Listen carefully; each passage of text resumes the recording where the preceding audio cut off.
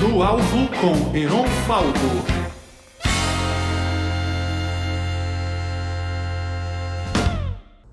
Olá, boa noite, sejam bem-vindos ao Viva Total com o Diego Kozak. Diego, por favor, se você puder, me dar uma breve introdução sua, de quem você o que você quiser falar sobre você, aí a gente começa a explorar. Então, eu sou cineasta, eu trabalho já há um tempo com isso. Eu já lancei um filme chamado Lei, que é um suspense com pegada de terror. E nós estamos trabalhando também, eu e meu sócio, que é neto dela, da Bibi Ferreira, sobre um documentário sobre essa grande diva aí dos palcos. E eu venho de uma família de empresários, uma família bem legal de empresários, e não quis seguir esse caminho do meio empresarial, muito embora a produtora de cinema que eu tenha seja uma empresa. Então, de certa forma, é uma empresa, mas é óbvio que é mais voltado para coisa artística, que é uma coisa que a minha família nunca atuou muito nesse meio das artes. Mas eu resolvi enveredar por esse caminho porque foi um chamado. Eu acredito que a arte ela seja um chamado, você é chamado para ela, né? Assim como um padre recebe também uma missão, né? Eu acho que o artista é quase um celibatário, ele é quase um sacerdote, né? Mas como foi? Mas Então, você fez faculdade de cinema inicialmente, não? eu sou formado em cinema pela Escola de Cinema Darcy Ribeiro, Instituto Brasileiro de Audiovisual, que é uma das mais tradicionais aí do Brasil, né? Eu sou formado em inglês também, né? Aham. Fiz na Inglaterra e eu trabalhei com outras coisas antes do cinema, mas é uma coisa que falou mais alto, sabe? Sim, É sim. uma Não, mas, vocação mesmo. mas você não fez também hotelaria? Eu fiz hotelaria, mas eu não cheguei a me formar. Eu Ah, entendi, cursei entendi. por alguns anos hotelaria, mas eu não cheguei a me formar. Ah, tá, mas foi E uma das primeiras coisas que você fez, não? eu trabalhei Ou- com moda, né? Eu Ah, trabalhei com sim. moda. Aí depois eu voltei para o Brasil e resolvi estudar hotelaria, porque a família já trabalhava com isso. Então eu tinha pretensão de trabalhar com isso, mas depois eu vi que não era exatamente o que eu queria para minha vida, né? E aí, tendo a oportunidade de fazer o que você quer, o que você gosta, eu acho que é sempre a melhor opção. Assim, mas pra gente poder entender melhor, né? Porque você fez muita coisa, né? Você já explorou muita coisa. Tipo assim, a gente já falou 10 coisas aí que você fez. Só para entender a cronologia. A primeira coisa que você fez, assim, profissionalmente. Eu me tornei modelo e eu comecei a trabalhar como modelo, assim, muito despretensiosamente, um trabalho aqui, outro lá, e a coisa foi ganhando corpo. Eu trabalhei fora, né? Eu trabalhei na Europa, eu fui para Inglaterra e para Paris trabalhar com isso. Enfim, na época me pareceu uma opção bacana. Eu tô vendo você fumando aí um charuto, eu vou acender um aqui também, só para te fazer companhia. Boa, boa. Que é ruim? É bom fumar Poucas pessoas. acompanhado. Total. Poucas pessoas me Mas, acompanham. mas assim, foi isso. Eu comecei como modelo mesmo. Aí eu trabalhei com grandes marcas, né? Eu trabalhei com Ray-Ban, com a Alexander McQueen e principalmente a Armani, que eu fui modelo exclusivo dele, do Giorgio Armani, por um tempo, entendeu? Uau. É isso. Pô, É. você deve ter vivido muito glamour, né? Muita festinha na Europa. Muito, mas isso sempre foi algo que eu sempre gostei, dessa coisa da badalação e das festas, sempre fui muito festeiro. Quem me conhece aqui no Rio de Janeiro sabe que as minhas festas sempre bombaram muito aqui, mesmo depois da moda, né? E aí eu sempre levei isso muito a sério, essa coisa de ser anfitrião e de fazer esse tipo de coisa. Mas a moda, ela foi realmente a indústria que me introduziu no mundo, né? Me introduziu no mercado de trabalho, digamos assim. Aí depois disso eu fiz outras coisas, mas a moda. E a Europa quer dizer, um garoto jovem, eu tinha 16 para 17 anos, na Europa, ou 17 para 18, não lembro. Na Europa, sozinho, morando sozinho, em Londres, quer dizer, foi uma loucura. Ai, que loucura, foi uma loucura. É bom que bom que você tá vivo, né? Que você tá aqui com a gente. Você sobreviveu. Sou um sobrevivente, eu sou um sobrevivente de tudo isso e do Covid também. Eu nem peguei Covid, eu tô brincando. Mas me conta aí, Diego, como é que você saiu? Porque, né, a gente está tentando explorar aqui como que você viveu essa vida tão dinâmica, né? Como é que foi a primeira transição? Por que você estava lá sentado numa passarela, fumando um charuto e pensando na vida? Não, foi assim, um olheiro, um booker, como se chama, ele me viu e perguntou se eu não queria trabalhar com isso. Eu nunca tinha pensado nisso na minha vida.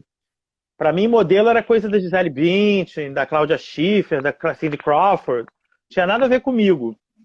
Aí eu falei assim, pode ser, mas eu achei que o cara estava dando em cima de mim, entendeu? Aí ele me deu um cartão e tal. Aí eu falei, bom, depois meses aquele cartão ali, eu resolvi ligar.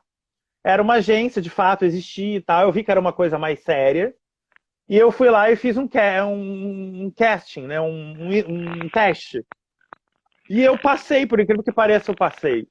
Então, eu comecei a fazer um trabalho atrás do outro. E aí aquilo ali foi virando, entre aspas, uma profissão, entendeu? Eu ganhava dinheiro com isso. Então, numa época, quer dizer, onde quase ninguém ganha dinheiro, né? Que você está com 16, 17, 18 anos.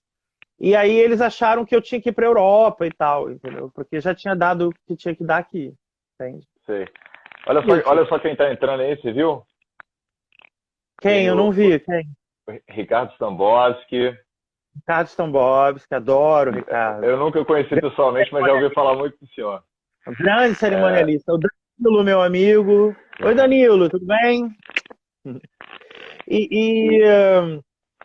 Assim, você me perguntou, né, Aaron? Foi muito difícil o primeiro desfile. Eu estava com muito medo de cair e de levar um tombo na frente de todo mundo, mas como tudo na vida, depois que você vence a primeira barreira, a Wanda Clabin, adoro o Diego. Também te amo, Vandinha. É a maior curadora, a maior mulher das artes, mecenas que tem no Rio de Janeiro, é Wanda Clabin. Seja bem-vindo. Depois vou chamar todo mundo para fazer live também. Claro, Wanda Clabin, Ricardo Stambowski. Você está cheio de gente maravilhosa aí para fazer live. Tem meu amigo Mas, Felipe assim, Caltabiano também aí. Desculpa, continua. Eu acho que é o seguinte, eu acho que depois que você vence a barreira do início, a coisa tende a engrenar e você vai, né? Eu lembro que o meu primeiro desfile eu estava muito nervoso, eram 200 pessoas na plateia. Alexandre Machado, eu amo também. É um grande colunista de Petrópolis. O grande colunista social Pedro Henrique de Souza. O Leonardo, meu amorzinho. Oi, Leonardo. Beijo. Mas assim, depois que você vence a barreira do primeiro, vai, né, Aaron? Sim. O que eu quero saber, o que é legal você tá falando isso, mas tipo, essa coisa de vencer barreira é muito legal. Tipo, muita gente quer fazer muita coisa diferente e tá com medo de fazer essa coisa diferente. Você não imaginava que ia fazer moda, aí do nada você venceu essa barreira. Então... Sim. Exatamente. É uma barreira que você vence, mas aí ou vai, entendeu? Eu falei, bom, agora que eu assumi o compromisso de fazer o desfile, e era uma coisa meio acordada na boca ainda, porque eu ainda não tinha assinado nenhum contrato. Eu falei, não, agora que eu já dei minha palavra de homem, apesar de eu ser um menino na época, eu dei minha palavra de homem, isso realmente me fez ir pra frente, porque eu falei, agora eu tenho que ou vai, e foi, entendeu? Aí na segunda, na terceira vez, já é mais tranquilo, né? Tá aí uma ótima dica, você ter palavra, né? Porque se você tiver palavra, você se compromete com as coisas e você acaba fazendo. E isso vale até para você mesmo, né? Porque às vezes a gente não tem palavra nem com nós mesmos. Tipo, eu quero fazer alguma coisa e a gente promete que, eu vou fazer e não faz porque não tem palavra. Exatamente. Tá aí uma ótima dica. Você tinha o quê? 17 anos? história que nos motiva a vencer. Eu acho que a gente tem que dar o melhor da gente. E aí Deus vai decidir, ou o cosmos, ou sei lá, vai decidir até onde você chega na vida. Você tem como programar, você tem como se preparar, mas você não tem como prever até onde você vai chegar. Por exemplo, um músico, se ele vai vender 10 milhões de cópias, se ele vai vender 100 ou se ele vai vender 200. Ou se ele vai ser o Michael Jackson, vai vender 1 bilhão de cópias. É uma coisa totalmente fora da casinha. Então, quer dizer, com o cinema é a mesma coisa. Você lança o seu filme. Hoje eu sou cineasta, sou dono da Crystal Pictures Entertainment, que é uma produtora bacana e tal. E quando você lança o filme, é quase um cassino. Você não sabe como que ele vai nas bilheterias. Entendeu? Mas você lança mesmo assim, entendeu? O desafio está lançado.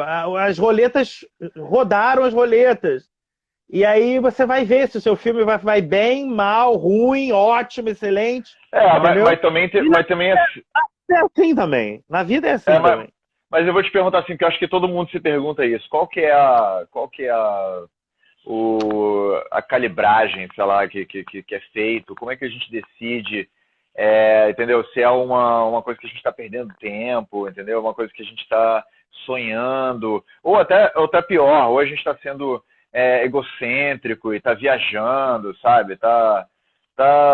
Pô, entendeu? Às vezes a gente está viajando na maionese e não é o que a gente tem que fazer. Como é que a gente sabe se é isso ou se é uma coisa legal, que é para postar mesmo, que é para investir, entendeu? Como é que...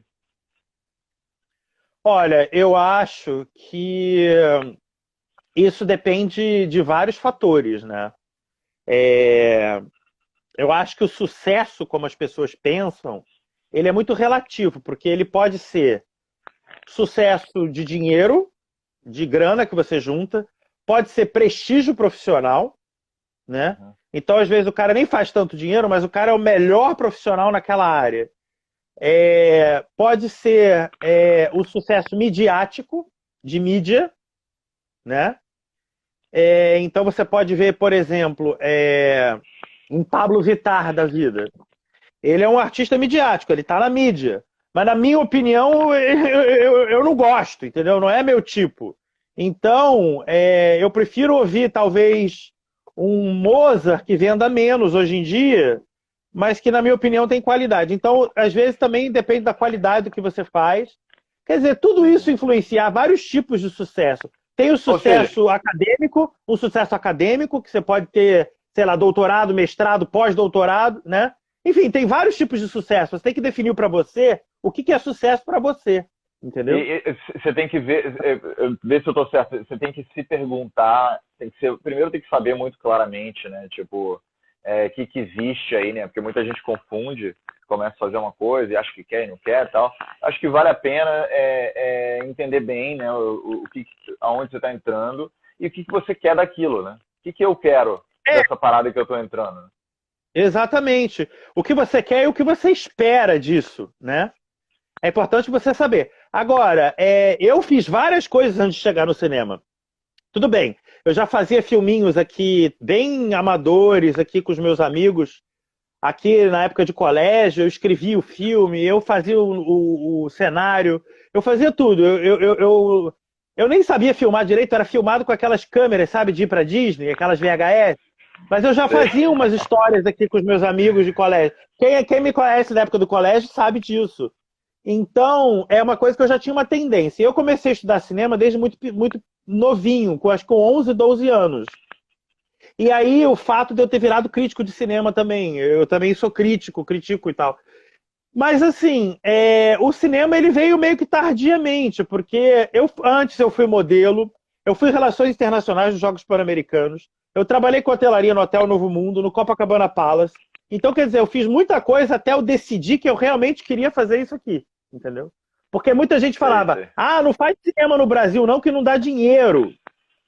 Eu falava, mas então, o que eu vou fazer se não é o que eu gosto, entendeu? Aí você tem que pensar nisso também. Você quer ganhar muito dinheiro? Se eu quisesse ganhar muito dinheiro, provavelmente eu seria empresário que nem minha família, entendeu? Mas eu não trabalharia com cinema. Mas, sim, cinema dá dinheiro. Talvez não dê uma fortuna como em Hollywood, mas dá para sobreviver de cinema no Brasil. Então, talvez eu não fique bilhardário, mas eu estou fazendo o que eu gosto. Então, para mim, a qualidade de vida, ela vale mais do que uma fortuna no banco. Porque o que adianta você ter dinheiro no banco e não fazer o que você gosta, entendeu? Uma das coisas assim, que eu questiono, né, que esse meu projeto Viva Total vem desse questionamento industrialista, né, da especialização, cada um se especializou, cada um faz uma coisa e tal. E isso é uma coisa que serve muito à economia, serve muito ao Estado, né? Só que não necessariamente, eu acho que a gente está vivendo um renascimento mundial, assim, das pessoas, está todo mundo falando, né, faz o que gosta. E isso é uma novidade, isso não existia antes. Antigamente você tem que sobreviver e fica calado, entendeu? Você tem que ser muito grato por ter oportunidades, né? E por um lado, e também tem valor isso, né? Tem que pensar isso. A gente não pode ser mimado, né? Pensando que, tem muita gente aí que não tem oportunidades, que adorariam ter qualquer emprego, e tem que lembrar dessa parte também. Só que sim, a gente está vivendo um renascimento mundial, sobretudo nos Estados Unidos, na Europa, e vai chegar na gente também, se Deus quiser, né? Na medida que a gente for se desenvolvendo como país e tudo mais. Mas a ideia é que o futuro, ainda mais se você pensar em termos tecnológicos, né? Se pensar em termos tecnológicos, no futuro, muitos dos empregos que existem hoje não vão existir, né? Então, assim... O Oscar Wilde falava isso. O Oscar Wilde escreveu um livro chamado De Profundis, que é um dos livros mais extraordinários do mundo. Ele fez enquanto ele estava fazendo trabalho forçado na prisão, porque ele tinha sido preso por sodomia, por homossexualismo. Na época era um crime. Os jovens. Na Inglaterra vitoriana, e ele escreveu De Profundis. E no De Profundis ele é quase profético, porque ele prevê que os humanos seriam substituídos pelas máquinas. Isso no século XIX, você imagina.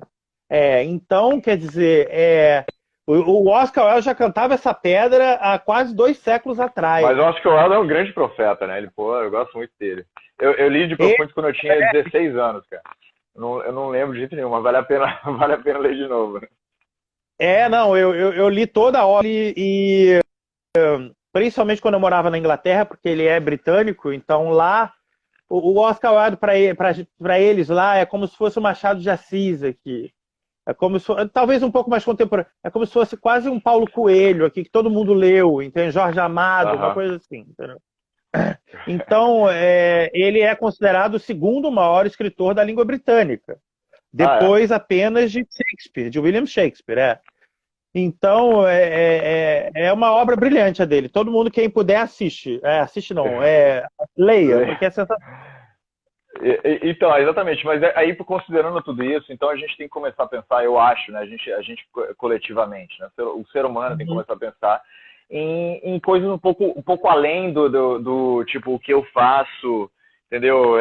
O meu emprego. E eu acho que as pessoas vão começar a fazer isso. Tipo assim, o que você está falando para mim é super relevante. Você primeiro chegar a alguma coisa que você gosta de fazer, isso é legal.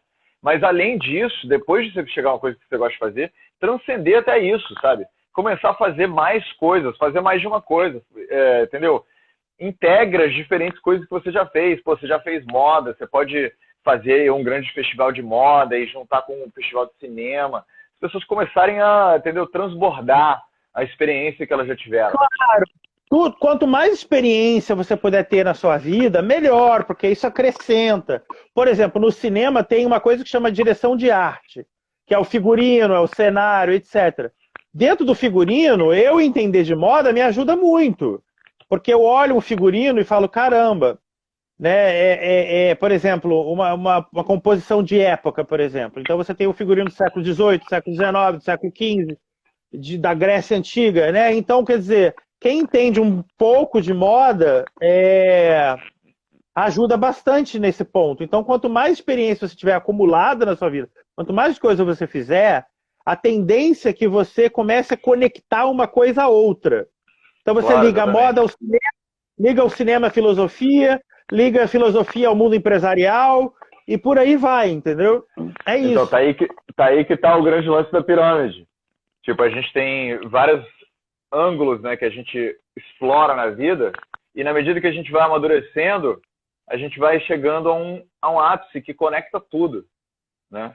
Esse é o ápice que eu estou tentando promover. É algo sensacional, porque ela está presente não só nas culturas arcaicas, como no Egito Antigo, nas culturas pré-colombianas, dos Incas, dos Maias, mas a pirâmide é o símbolo da maioria das grandes ordens e sociedades secretas. Chama Societas, né? E aí a maçonaria, os Illuminati, todos eles tinham a pirâmide com o olho no meio como símbolo principal.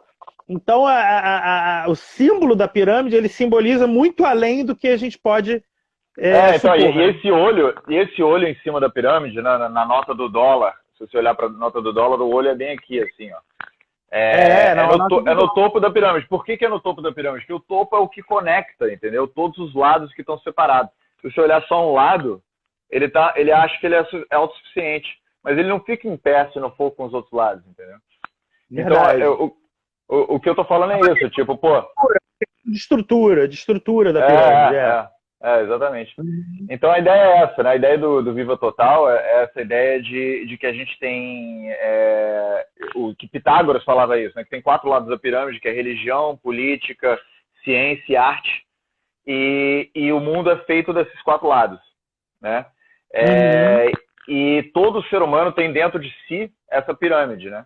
Então, aí, assim, o que a gente está explorando é isso. O Diego, qual é a pirâmide do Diego? É isso que a gente quer explorar e descobrir e desenvolver até, né?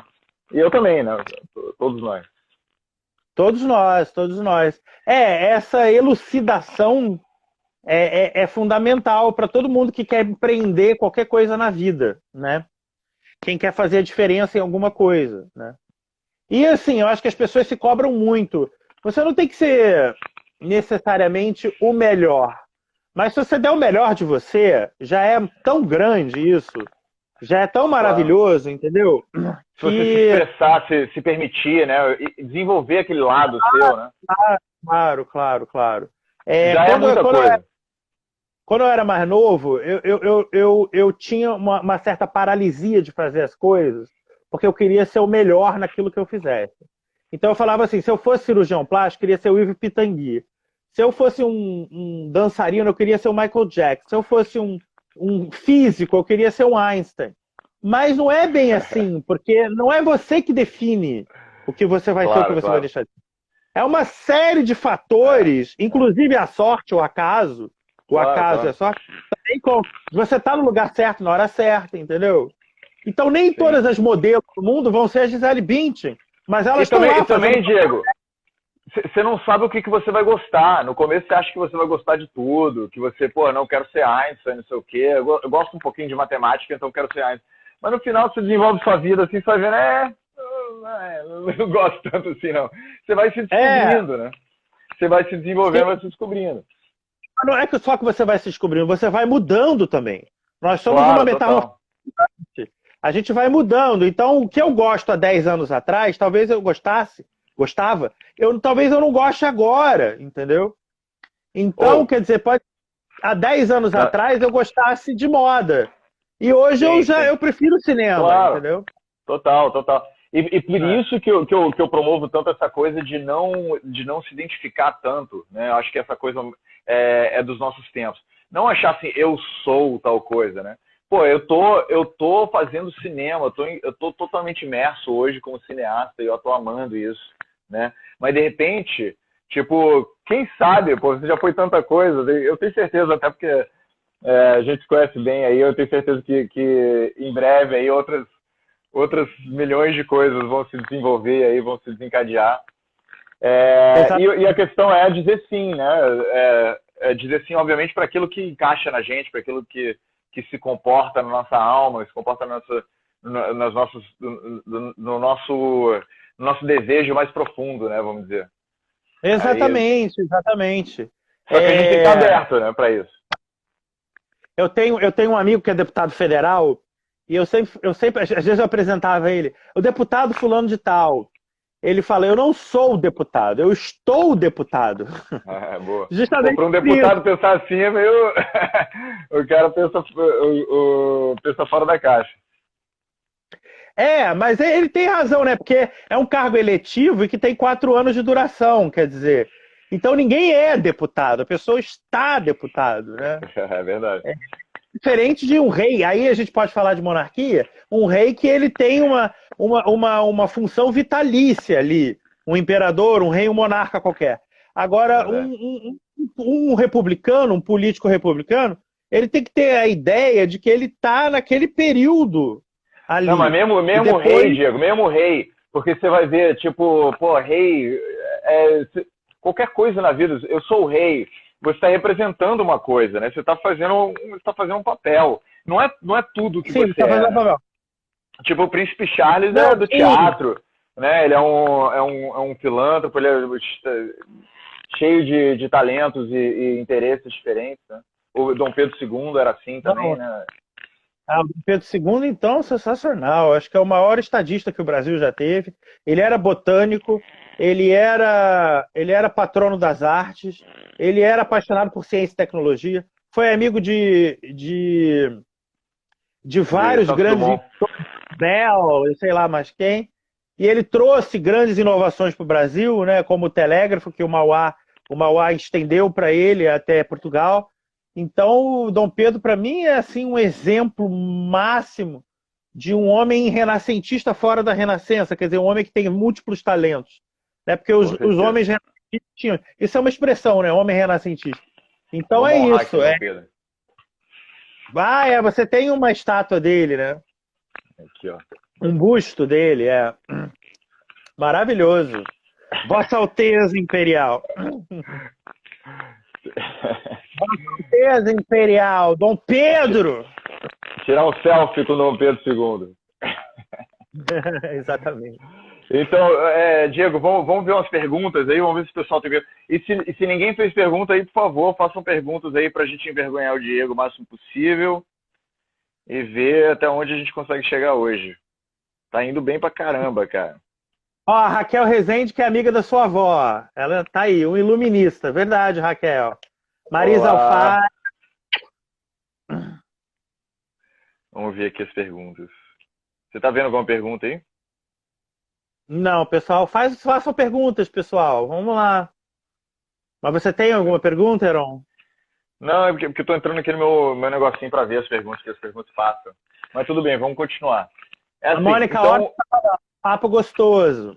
Tá bom, tá ótimo. Tô adorando. Então vamos explorar a pirâmide, Diego, tá? Vamos lá. Me fala, eu já vi umas cruzes aí, se eu não me engano, ortodoxas, né, de catolicismo. A minha família é de origem ortodoxa. Olha lá, ó. Ah, legal. Aqui, um dia você vai vir aqui no meu quarto. Me fala, obrigado, Raquel, obrigado pela presença, obrigado pelo carinho. Adoro a Lígia, mãe dele, Tânia, viu? Muito obrigado. Raquel Rezende. Beijo, Raquel! Então me fala, como é que é o seu background religioso? O que você gosta, o que você já fez, o que você quer fazer? Olha, eu vou responder, mas a Denise está perguntando qual foi o maior desafio como modelo e como cineasta. Posso responder ela primeiro? Pode, por favor. Quem sou eu? Tá. O meu maior desafio como modelo foi lidar com os nãos, Denise. Quando você recebe um não ainda adolescente, você tende a levar para o lado pessoal. Eu chorava quando eu não era escalado para um casting. Eu acho que o não é a coisa mais difícil na carreira do modelo, porque até você se acostumar a levar... Aí as pessoas me falavam, mas não é, que você não era o perfil. Às vezes queria um cara negro, um cara careca, um cara mais velho. E eu chorava, eu ficava realmente muito sentido, porque aquilo fere o seu ego, aquilo fere, entendeu? A sua imagem. E o adolescente tem uma coisa muito forte com a imagem, né? Enfim, e como cineasta, eu acho que a viabilidade de fazer cinema no Brasil, que não é fácil, é muito difícil, entendeu? Então, eu acho que o meio ambiente no Brasil é hostil, ele não ajuda muito. Mas, Diego, e não tem ajudado no último tempo. Vamos voltar naquele assunto que eu achei muito interessante de rejeição e tudo mais, porque isso acho que é uma coisa que impede muitas pessoas, né? Então, a gente está aqui para inspirar as pessoas, aqui para mandar uma mensagem positiva. Vamos tentar entrar nisso um pouco, porque eu vejo, primeiro, acho que adolescente... ele acha que a gente já falou isso antes, adolescente acha que pode tudo. Então, acho que por isso que ele sente mais rejeição. Eu acho que na medida que a gente vai se tornando mais maduro, a gente vai sentindo que algumas coisas não são pra gente, né? A gente vê assim, alguma coisa que a gente for rejeitado, depois a gente vai ver lá e ver o resultado e fala, aquilo não era pra mim mesmo, aquilo lá não deu certo mesmo, ou não era meu estilo e qualquer coisa do tipo. Então, assim, o que você acha dessa ideia? Você concorda comigo? Você acha que isso te ajudou na medida que você foi crescendo, você foi melhorando isso? Ah, claro. A gente é como o vinho, né? A gente vai ficando melhor com o tempo, né? Eu acho que, assim, é um amadurecimento intelectual, mental e emocional, né? Que o modelo tem que ter, que no início de carreira ele ainda não é conhecido. Então ele vai receber não. O não faz parte. Aliás, o não faz parte da vida. Não é só da carreira de um modelo. Claro. Mas isso fere você, porque eu comecei muito novinho. Então isso fere você quando você é adolescente. O adolescente ele tem uma questão com essa coisa de pertencer a algum lugar, né? O adolescente ele tá se formando como ser humano. Então ele quer pertencer, ele tem que pertencer. E aí você recebe um não. Aquilo tipo, sabe a música da Maísa, Matarazzo? Meu mundo caiu. É aquilo, entendeu? Meu mundo caiu. Mas depois você aprende a levantar e continua, né? Mas eu acho que a mensagem é que tem que aprender a levantar, porque uma hora você vai sobressair isso, né? Uma hora você vai amadurecer. Exatamente. Não, olha, a Sophia Loren e a Gisele Bündchen, que são duas das mulheres mais lindas de todos os tempos, cada uma numa época, ficaram em segundo lugar no primeiro concurso de beleza delas. Tanto a Sophia Loren quanto a Gisele Bündchen. Então, se a Gisele Bündchen... Eu não acredito, não. A Sophia Loren e a Gisele Bündchen ficarem em segundo lugar, meu irmão, tá tudo certo, entendeu? E outra coisa que eu adoro assistir é um screen test do Marlon Brando tentando fazer o Rebelde Sem Causa, que o James Dean que ganhou depois. Sabe, James Dean fez Rebelde Sem Causa. O Marlon Brando tentou fazer isso, foi rejeitado. Ele só foi fazer o primeiro filme dele bem depois. Entendeu? Então, pô, o Marlon Brando foi rejeitado, sacou? Tudo bem. Eu lembro o Billy Crystal, que é um comediante, ator, até apresentou o Oscar muitas vezes. Ele estava conversando com a Sophia Loren e a Sophia Loren falou assim com ele, que ela tinha ficado em segundo lugar. Aí ele virou e falou assim, me apresenta a mulher que ficou em primeiro, porque ela deve ser sensacional. Tipo, deve ser esquecida.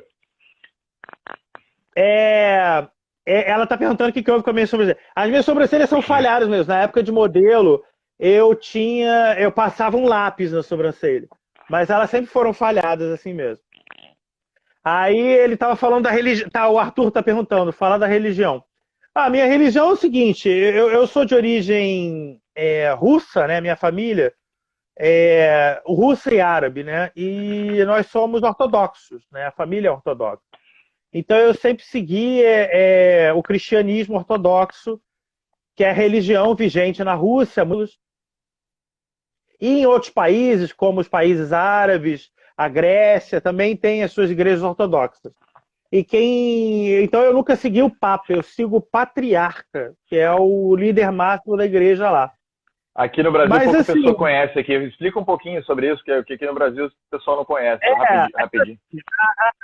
O católico ortodoxo, ele é católico também, mas ele é de um outro rito, que é o rito grego.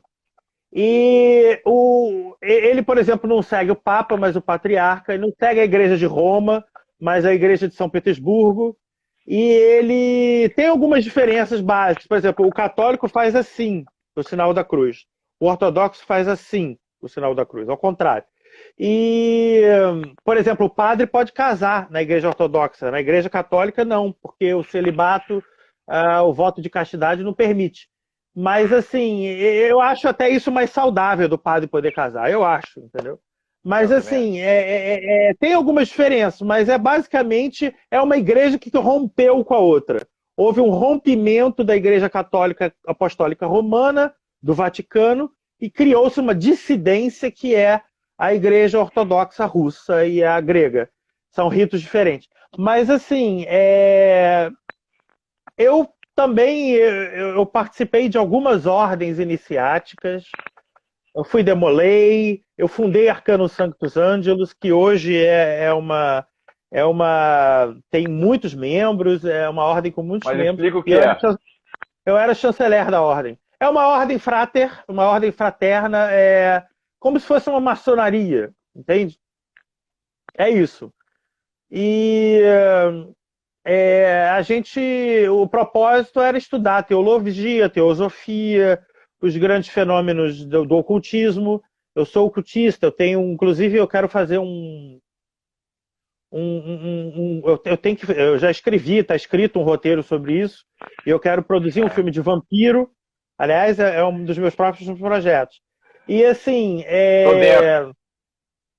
que bom! Você não é um vampiro, você podia ser um vampiro. Mas eu parecer vampiro? Que isso? Mas os vampiros são bonitos e aristocráticos. Eles são. São, sim. Mas, assim, todo vampiro é um conde, é um earl, alguma coisa assim. Não, tô ligado. Mas, a minha religião é o cristianismo mesmo, e eu acredito piamente nos milagres, em tudo. Agora, como eu me envolvi com essa coisa de ocultismo, e eu tive algumas experiências paranormais em relação a isso, eu realmente... o meu quarto, você pode ver que ele aqui, ó, ele é cheio de proteção, porque eu levo muito a sério esse tipo de coisa, entende? Então é isso. Diego, que ótimo, mentalismo, gênero... Vamos ver se tem mais perguntas. Acho que tinha mais perguntas. Vamos lá. Então, respondendo sim, o mentalismo não chega a ser um subgênero, mas é uma forma de crença, né? É uma forma de você se concentrar, que nem uma espécie de, vamos supor, quando você precisa meditar ou alguma coisa. O mentalismo, sim, é fundamentalizado, sim, no ocultismo, sim. Bom, não tem muita pergunta, não. Pessoal, faz mais perguntas. Tinha uma pergunta aqui do Ricardo Tambozzi, que eu não estou conseguindo achar. Vampiros seriam sucubos e incubos, ou ainda pessoas que fazem sincronismo? Sim, incubos e sucubos são vampiros de energia, são vampiros energéticos. Acredita-se em muitas culturas e crenças arcaicas que eles conseguiam se materializar no corpo de homens e mulheres extremamente atraentes para seduzir os viajantes e as pessoas. Naquela época se viajava muito de um feudo para o outro, de uma cidade para outra. O que eu acho muito legal é pegar essas coisas do ocultismo que antes eram assim fantasiosas e arcaicas e arcanas, né? E muito cheio de linguajar e tudo mais, e trazer mais para a realidade prática, né? Até hoje existe sucubos e incubos, entendeu? Existem pessoas que se alimentam da vulnerabilidade dos outros, existem pessoas que entendeu? Que se aproveitam, etc e tal. São, eles, tradicionalmente, na mitologia, eles são vampiros de energia que se alimentam da energia sexual das pessoas. Por isso que muitas religiões condenam a masturbação. Porque você canaliza uma energia sexual que não é liberada para lugar nenhum. Quer dizer, não tem um outro corpo para trocar energia. E os incubos e sucubos eles se alimentariam disso, entende? Mas Diego, acho que vamos trocar de assunto, porque senão a gente vai ficar aqui o resto da noite. Porque esse é intenso. Você sabe, né? Isso aí pode, daqui a pouco... Aí, a Alessandra está começando a ficar empolgada. Então, vamos falar sobre... Bom, a gente já falou sobre sua parte artística bastante. A gente já falou sobre sua parte religiosa. Acabamos de falar, né? Que você é uma pessoa super intensa religiosamente. Vamos ver política. Política que eu acho que é junto com negócios, né? Quando o Pitágoras fala, política junto com o negócio. Você já falou um pouquinho que você é dono de uma empresa, que você teve seu histórico de empresa, mas você falou nessa conversa já que você é simpatizante da monarquia. Como é que foi isso? Como é que você descobriu isso? Por que isso? Bom, o negócio é o seguinte, vamos lá. A minha família é de origem russa. E eles lá na Rússia, eles eram aristocratas, porque eles eram os cossacos russos, que começaram como nômades, e depois o czar resolveu aderi-los ao seu contingente, porque ele não conseguia ir contra. Então é aquela coisa, já que você não vai contra alguma coisa, se associa a ela, se alia a ela. E os cossacos eram guerreiros miticamente imbatíveis, nômades, e os czares russos passaram, os imperadores passaram a abrigá-los ao seu contingente. Então os cossacos ficaram à frente da infantaria e da cavalaria russa, da Rússia imperial. Viraram tipo os guerreiros de elite. Guerreiros de elite. Então, a minha família descende, o sobrenome Romanov, exatamente. Ele descende dessa linhagem, entende? Daí o meu sobrenome Kozak, vem dos cossacos russos. E assim, eu sempre tive um pé na monarquia. Mas assim, isso só fez sentido na minha cabeça há uns 10 anos atrás, ou talvez um pouquinho mais, uns 10 anos atrás, quando eu resolvi entrar para o Círculo Monárquico do Rio de Janeiro. E aí eu tive contato com a família Orleans e Bragança e tudo, já recebi eles no hotel da família, no Hotel Novo Mundo, já fui em inúmeras missas com eles no Outreiro da Glória, que é a igreja oficial deles e tal. Então, eu resolvi abraçar. Por que eu acredito que a monarquia seja o sistema o regime, o sistema de governo mais eficiente? Primeiro que eu acho que essa alternância de poder pode ser prejudicial. Então entra um, sai outro, entra um, sai outro. De 4 em 4 anos é um tormento, é um martírio no Brasil e no mundo para se eleger um novo presidente. Eu acredito que a figura de um monarca imponha mais respeito internacionalmente também. Então você tem os países mais avançados do mundo são monarquias. Inglaterra, Holanda, Bélgica, Espanha, Noruega, Suécia. Noruega não, é Suécia, Dinamarca. Noruega também. Noruega também. Luxemburgo, Japão, Mônaco, Dubai. Então, quer dizer, todos esses países são monarquias, né? E eu acho que quando você tem a figura de um monarca, muda também o comportamento da população para com o seu líder, entende? É uma figura que impõe mais respeito que um presidente da República. Então, acho que é por aí. O Gleidson está falando que interessante, sou monarquista há um pouco mais de um ano. Fala aí, Gleidson, por que você virou monarquista? Vamos conversar. Mas desculpa aí, Diego, continua, o que você estava falando. Não, é isso. Quer dizer, se você for observar as nações mais avançadas, mais desenvolvidas, são monarquias. Entende? A Raquel está falando, mas são monarquias parlamentaristas. Claro, a gente defende. Eu e o Diego, a gente concorda com isso. A gente defende a monarquia parlamentarista mesmo, como era no Brasil na época de Dom Pedro II. Né? O Brasil iniciou-se, né, com uma espécie de governo. A Inglaterra é assim. Como a Inglaterra, que é o grande exemplo do país mais estável da história da humanidade, né? O país que mais se manteve firme. E o próprio Brasil era assim, né? Claro que o Brasil teve várias fases, mas no final estava cada vez mais democrático, cada vez mais parlamentarista, né? E cada vez mais próspero também, né? Exatamente. Mas sim, com certeza parlamentarista, Raquel. Pode ter certeza. Parlamentarista. Absolutista. Só tem uma coisa pior do que absolutista, que é uma república. O absolutismo de direito divino é o que tem, por exemplo, na Arábia Saudita, é o que tem no Dubai, é o que tem no Japão, se eu não me engano, e é o que tem em outros lugares, né? Eu acho que é poder demais também na mão de uma pessoa só. É uma espécie de tirania, né? Uma espécie de tirania. É uma espécie de tirania, uma espécie de ditadura. Precisa do parlamento, sim, até porque o parlamento é a casa do povo, representa o povo, né? Então, na Inglaterra, por exemplo, tem the House of Commons, dos comuns, e tem the House of Lords, a Casa dos Lords. Então, cada um tem um peso.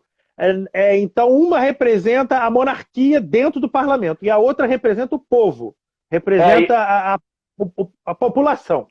E uma coisa muito interessante que você vê tipo, nos Estados Unidos e no Brasil, e em muitos lugares do mundo, obviamente, você vê muito essa dualidade entre direita e esquerda, né?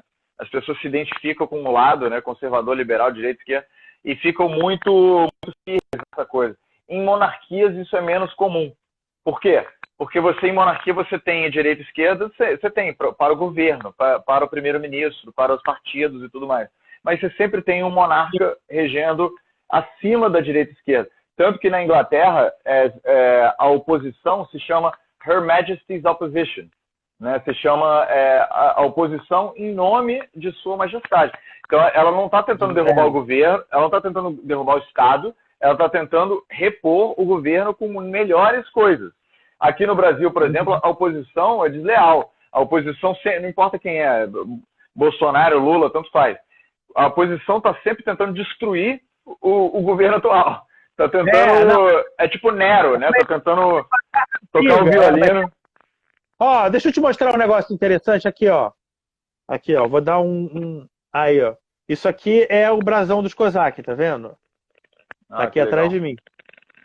É o brasão deles, tá vendo? Ah, boa, boa.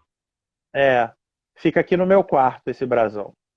Mas, assim, é isso que você está dizendo. De 4 em 4 anos também a gente passa um sufoco para eleger novo presidente. E muitas vezes 4 anos não é o suficiente para um presidente conseguir estabelecer tudo que ele quer estabelecer. Na maioria das vezes é insuficiente esse tempo. Então ele começa um projeto e aí o sucessor dele, por uma questão de vaidade, não continua. Isso é muito comum. Com o governador, com o prefeito e com o presidente. Né? Então, não é da minha gestão. Restartando, né? Não é da minha gestão, então eu não vou fazer mais. Entendeu? Claro. Aquele projeto aquele projeto foi feito pelo fulano de tal. Não, isso não vai me eleger. Então o que na Inglaterra tem uma certa continuidade porque existe uma estrutura do Estado, porque todo mundo pensa que a rainha da Inglaterra não tem poder nenhum, mas não é bem assim. Ela a cereja do bolo de uma estrutura social inteira, né? Existe uma aristocracia, existe uma corte, existe um palácio, existem regras, existem costumes, existe um monte de coisa que ela está lá sustentando, né? E aqui no Brasil não existe nada disso. Aqui só existe, cada 4 anos, uma nova pessoa entrando, estragando tudo, colocando outra coisa. Estragando tudo, colocando outra coisa. Então, na Inglaterra, um dos primeiros países democráticos da modernidade, né? Se não o primeiro, deve ser o primeiro país democrático da modernidade, o primeiro que instalou o parlamento e começou a difundir o poder do rei, etc. e tal. Então, assim, muita gente acha que monarquia é antidemocrático, mas na verdade é o contrário. Pelo índice de democracia do mundo, os países mais democráticos do mundo são monarquias. 9 de 10, né? 9 dos 10 maiores países são monarquias. Indiscutivelmente a monarquia deu certo em muitos lugares do mundo, coisa que a república nem sempre dá, né? Até porque na república você pode ter a qualquer momento um golpe de governo, alguma coisa, um querendo tirar o outro, aí tem oposição, tem esquerda, tem direita, tem oposição e tem governo. Enfim, é uma confusão muito grande. Eu realmente acho, eu falei vários aí, Holanda, Noruega, Dinamarca, Inglaterra, vamos lá, Mônaco, Luxemburgo, tantos que deram certo, né? Japão. Então vamos seguindo para o próximo assunto, que acho que a gente estabeleceu a sua ideologia política e já fez uma propaganda boa aqui para o pessoal. Agora resta o último lado da pirâmide. Tem a arte, tem política, que a gente falou agora, tem religião, que a gente já falou, e o último é o mais complicado, até para mim, assim, que eu digo. Que o último é ciência. E ciência, quando eu digo ciência, é exploração. Exploração do cosmos, que muitas vezes tem a ver com também, que nem você falou que é ocultista, né? Acho que isso para mim tem muito a ver com ciências ocultas, né? Então, eu acho que todo ser humano tem esse desejo dentro de si, né? De de não deixar espaços nublados, né, no cosmos, né? A gente tem uma curiosidade, eu acho que isso é por amor. Sinceramente, eu acho que isso é por amor a essa vida, a isso que a gente tem de presente, né? Essa existência que a gente tem e tudo mais.